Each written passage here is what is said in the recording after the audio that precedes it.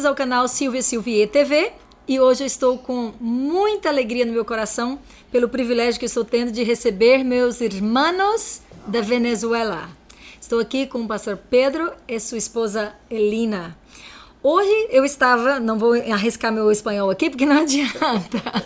Hoje eu fui no mercado e uma pessoa lá no mercado me aproximou e falou assim: eu assisto o seu canal, eu assisto os seus programas e tá ficando muito bom, sempre gostei, mas agora, cada vez que eu assisto, você traz uma pessoa de um país, de outro país, e isso toca tanto meu coração, porque eu não tenho uma oportunidade de viajar do Brasil, sair do Brasil, mas você traz os outros países até nós. Isso tocou o meu coração. E, novamente, estou aqui, então, para apresentar, né, um pouquinho da história, mas também um pouquinho da experiência com Deus que eles têm, do que eles estão fazendo. Um pouquinho só que eu já tive um contato com eles, que eles falaram do que eles já fizeram aqui no Brasil. A gente fica pensando, o que eu estou fazendo? Parece que eu estou dormindo, adormecida, porque eles chegam e as coisas acontecem. Muito bem-vindo, pastor Pedro. Muito bem-vinda, Elina. Obrigada. E eu gostaria, assim, deixar entre vocês dois, você se apresentarem, mas depois nos dar um pouquinho do histórico, tanto da Venezuela, quanto também da obra de Deus. Muito bem. Bom, pastor, eu agradeço o convite, realmente, né? Eu vou falar portunhol, mas eu creio que dá para entender. Sim, sim. Eu sou o pastor Pedro, pastor da igreja Videira da Venezuela. Aqui está a pastora Elina, minha esposa. Realmente, nós somos muito gratos a Deus, sabe? Por quê? Porque o problema da Venezuela, falando historicamente, tem crises, temos situações difíceis, temos, mas eu creio que o maior problema está na mente das pessoas. Por quê? Porque eles acham que todas essas coisas que nós estamos passando são castigos de Deus. Uau. Pelo povo tem ido atrás imagens, traz algumas coisas. Então, esse pensamento faz que a pessoa se conforme com a situação. Uau. Faz que a pessoa fale, não, então se é castigo de Deus, nós temos que receber e aguentar o castigo calhados, entendeu? Então, assim, nós fomos numa transição onde o país era muito rico mesmo, assim, uma riqueza extravagante. Agora, há uma situação onde a riqueza está distribuída só em poucas pessoas. Uau. Então, eu não quero falar de política, né? Mas pode dar uma pincelada, dá uma pincelada. Tem que ver com o nosso agir dia a dia. Sem dúvida. Então, assim, ninguém pensou que em 24 anos nós chegaríamos a ser um país onde milhões e milhares de venezuelanos estão espalhados por mundo todo. Nunca pensamos. Nós sempre pensamos, nós somos um país grande, ninguém vai poder controlar o país, ninguém vai poder agir mais além, mas agora nós olhamos que nossa realidade realmente é triste. Assim, e mais triste ainda que as igrejas, elas entraram em uma condição de aceitar aquela situação porque eles acham que é produto do agir do povo contra Deus. Então, quando você tem a Deus como o Pai castigador, então para quem que você vai pedir sair daquela situação? Para quem? Entendeu? Então, eu creio que essa é a pior crise que nós temos, é a crise espirituais. E essa crise ninguém olha quando está nela, senão depois que está no buraco. Uau, come on, Brasil, vamos acordar. Então, é isso, né? Como que vocês veem o Brasil lá da Venezuela, quando você vê o que está acontecendo no Brasil hoje? Por mais que você falou, não vamos falar em política, mas não tem como, igual você mesmo falou, desassociar. Nós somos cidadãos da terra, nós votamos, nós temos os direitos, os deveres. Não tem como você, eu sou cristão, estou esperando Jesus voltar, que se lasque o que acontecer. Não, querendo ou não, nós estamos envolvidos, não é verdade? Sim. Mas eu fiz a pergunta assim, como que vocês veem o Brasil? Pastora, realmente assim, sem ser pessimista, né?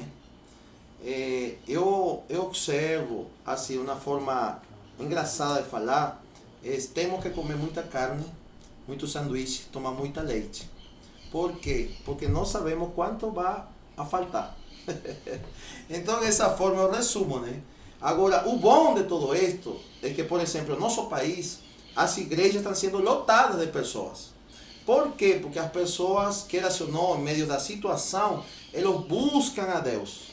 Ainda que eles pensem que Deus tem eles assim, eles buscam de Deus. Então nós, onde muitos olham um problema, nós na videira olhamos uma oportunidade. Então assim, como que eu olho o Brasil? Eu olho o Brasil como um país que, assim, sinceramente, não sabe onde está entrando. Entendeu? Não sabe. Mas eu pido a Deus, realmente, que os irmãos, o evangelho, as pessoas, todo mundo, eles acordem rapidamente e vai para o Deus que pode livrar eles de tudo. Amém, assim seja, meu Deus. E eu quero que você também fale um pouquinho pra gente, como mulher, né, conta pra gente o que você faz lá com a igreja, mas também como que é a sua visão em relação às mulheres, às crianças. Pois é, o que eu estava pensando agora que meu esposo estava falando, em relação a que as pessoas acham que a questão política não tem nada a ver com todo o demais. Mas tem acontecido tantas famílias se destruir, porque o esposo teve que sair para outro país, deixar a mulher, deixar os filhos estão crescendo sem pai, aí as famílias se desfazendo, né?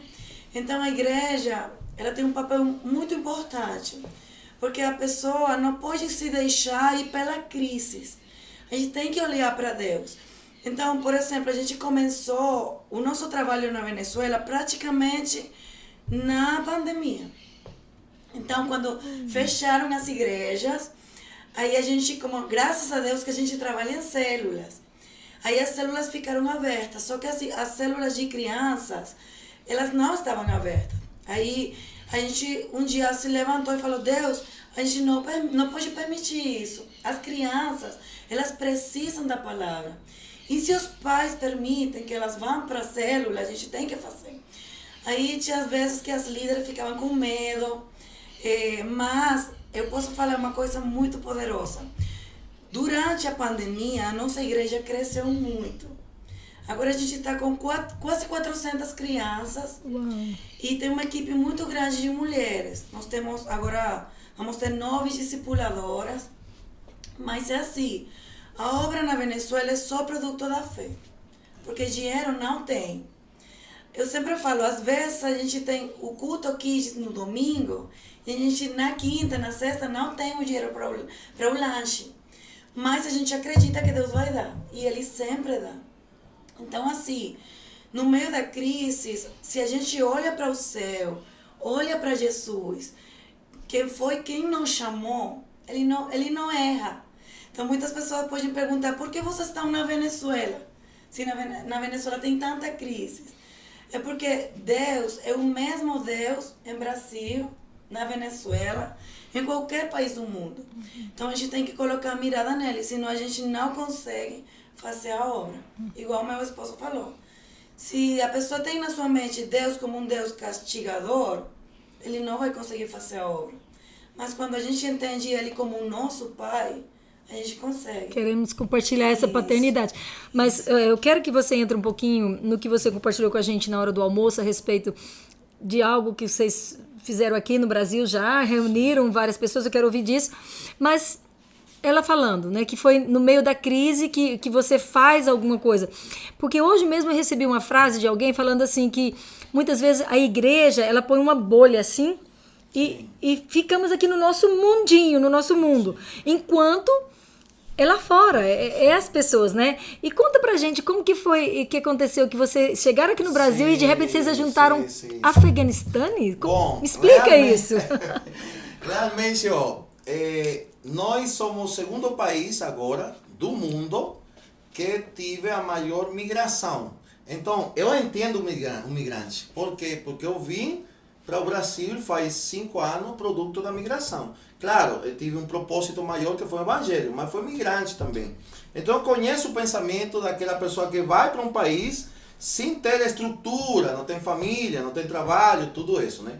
Então, tem uma organização aqui, cujo nome é AMAP, que é uma organização que ele trabalha para receber imigrantes.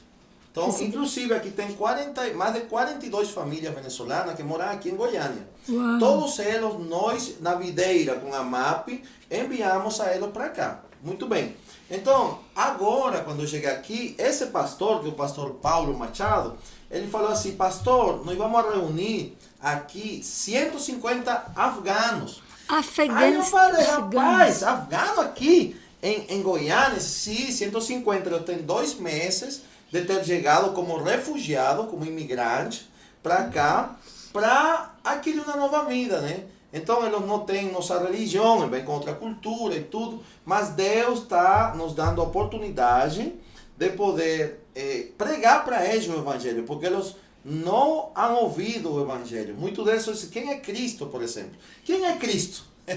Entendeu? Então, uma oportunidade única que temos aqui no Brasil para pregar para eles. Inclusive, amanhã, um pastor nosso de Paquistão vai estar com eles lá pregando o Evangelho. Então, eu quero ir também, então gente. vai ser assim, não quero perder. muito bom, vai ser muito bom, né? Ainda que não vamos juntar os 150, porque ontem já fizemos uma atividade com ele, mas vamos juntar umas 6 famílias aí. E eles estão com expectativa de ouvir o que é isso, né? Então, irmã, olha o seguinte, pastora, realmente, assim, Brasil tem uma bênção. Talvez você não olhe porque vocês moram aqui. Mas eu vim para o Brasil em ano 1991, com 11 anos de idade. Em essa data, eu só observava que bruxaria, sensualidade, prostituição. Isso foi o que eu observei nessa data. Agora não. Agora tem igreja em todo canto. Mas o que acontece? Quando uma coisa começa a ser comum, as pessoas perdem o sentido que levou a eles até ali. Então, se acostuma no conforto. No conforto. Uhum. Então, isso aí é perigoso. Mas, bom, é assim, nós vamos estar com afaganos amanhã. Que coisa tremenda, tá gente. Mas eu quero, não para quem acompanha aí no meu canal, sabe que como eu amo as nações, eu amo estar assim, aprendendo, porque cada cultura tem algo a adicionar nas nossas vidas, né? E quando a gente ama a Deus e a obra de Deus, você ama o que ele ama. E ele ama as pessoas, ele ama os povos, toda língua, todo povo, toda nação. Hoje mesmo, aqui na minha casa, nós tivemos o privilégio de ter um almoço e recebemos pessoal da Venezuela, né? Quem grava aqui esse programa também é da Venezuela, meu querido irmão. E nós tivemos um do Paquistão, tivemos da Etiópia, tivemos da Itália, sim. Não foi? E um representante de Bangladesh, Turquia. Sim, e o inglês, né? Então nós tivemos praticamente um ato profético de ter as nações até a nossa casa. Bom, o nosso tempo é limitado, mas eu gostaria que vocês ainda tivessem um momento aí, se você quiser adicionar mais alguma coisa para nos dizer, para as meninas, que tem muitas venezuelanas aqui no Brasil também, que vêm de lá, acaba se entregando, né? A gente quer que você fala o que você sente a respeito disso. Assim, a gente conheceu a videira em Boa Vista. A gente ia numa passada só para outra cidade. Aí conhecemos o pastor Paulo, que é o nosso supervisor lá em Roraima. E nesse momento estava iniciando uma migração muito forte de venezuelanos. Aí a gente olhava os venezuelanos nas ruas, passando fome, sem trabalho. E a pessoa acaba como que perdendo a identidade dele, né? E a gente tem que entender que nossa passagem aqui pelo mundo é temporal. Mas as situações no mundo, elas afetam a visão da pessoa.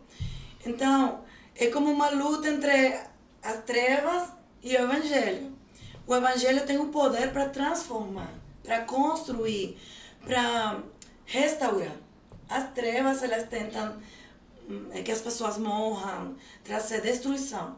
Então, nós, nas nações, temos esse poder. Igual a gente estava falando lá naquela reunião. Nós temos o poder do Evangelho para trazer transformação. Então, a gente não pode fugir da nossa responsabilidade. Porque quando Deus chama, Ele prepara a gente.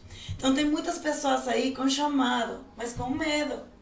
Tem medo de como é que eu vou ser sustentado, como é que eu vou viver. Porque, historicamente, tem se falado que missionário tem que passar fome. Mas, se eu acredito que Deus é o meu Pai, eu acredito que Ele cuida de mim. E nós, na Venezuela, mesmo na crise, às vezes a gente não tem nada na geladeira, nada para comer. nunca faltou a comida na nossa mesa. Glória a Deus. Às vezes não tem nada assim nos olhos naturais. A conta vazia, mas Deus sempre providenciou o que a gente precisou. Então, eu quero encorajar toda aquela pessoa, toda aquela mulher, todo aquele homem que tem chamado de parte de Deus. Não tenha medo, Deus é Pai e o Pai cuida. Então, é a minha reflexão de hoje. Amém. E eu queria que o senhor orasse em espanhol, abençoando, né, em castelhano, abençoando os nossos, né, e abençoando os venezuelanos também, as meninas, que eu tenho uma compaixão pelas meninas que vêm e se entregam porque estão tão desesperadas que não, né, perdem a sua identidade, não é que você acabou de dizer. Então, ore e nos abençoe.